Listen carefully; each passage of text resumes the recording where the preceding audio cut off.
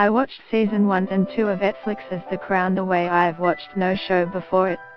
With my phone in my hand, frantically googling historical events / people / places / ballerinas.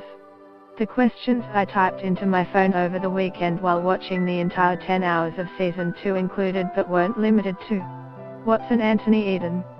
Who's Prince Philip's friend who cheated on his wife? Did Prince Philip have an affair with a Russian ballerina? Did Prince Philip have an affair? Listen to Claire Steffens and Laura Broduke deep dive on season 2 of The Crown, and chat to Vanessa Kirby who plays Princess Margaret, on The Binge. Post continues after audio.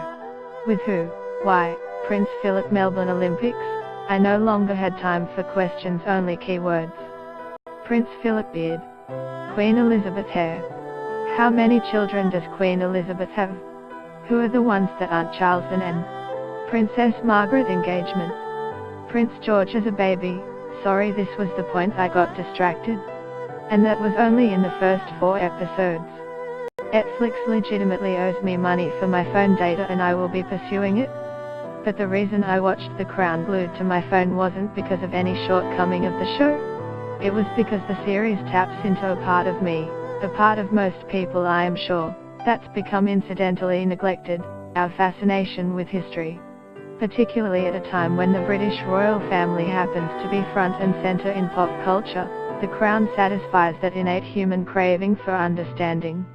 To learn how things became the way they are, how the present fits in with the past, and the context in which, in the very near future, the royal family will have to decide the future of the monarchy in a rapidly changing world. And also the sex. The sex in season 2 of The Crown is also important. But I digress. The Crown acts as a stunning, loosely biographical, drama that ties viewers so intensely to the stories of Queen Elizabeth II, her family and her contemporaries, that you can't help but seek out the truth. Was Prince Philip really a philanderer? Was Princess Margaret really so mischievous?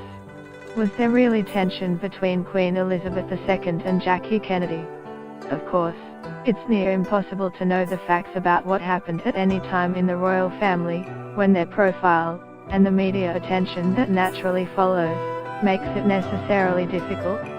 But here's some brief background on the central characters in The Crown, and who they really were.